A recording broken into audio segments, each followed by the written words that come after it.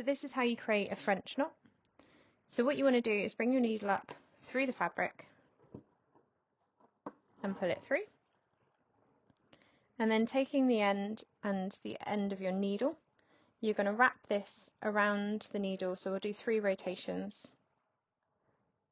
And then you're going to poke it back through the original hole. And then with your left hand, or I'm left-handed, so with my left hand, I'm going to poke the needle back through while holding this tight with my right hand. Not too tight, because you want the needle to obviously be able to go through the bulk of the thread. But as you're then pulling it through,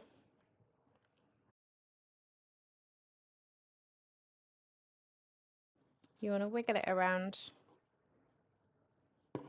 and pull it through the fabric while still holding this tight. And there you have a French knot. So I'll show you again. So bring the needle up through the fabric.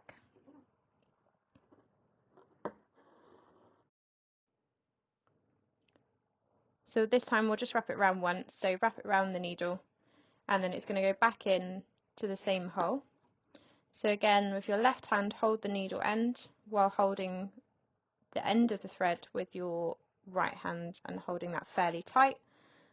Wiggle it around as you get it through the fabric, and you're still going to hold this tight. And there you've got a slightly smaller knot.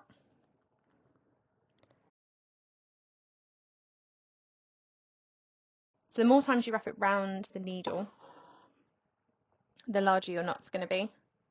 So for example, if I do, what is that, 4, 5, 6, again going back in through the original hole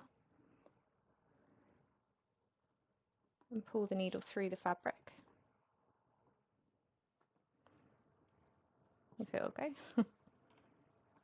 Sometimes it just needs a little bit more encouragement or a bit more of a wiggle. So again, holding the thread tight as you pull it through, and there you have a slightly larger French knot.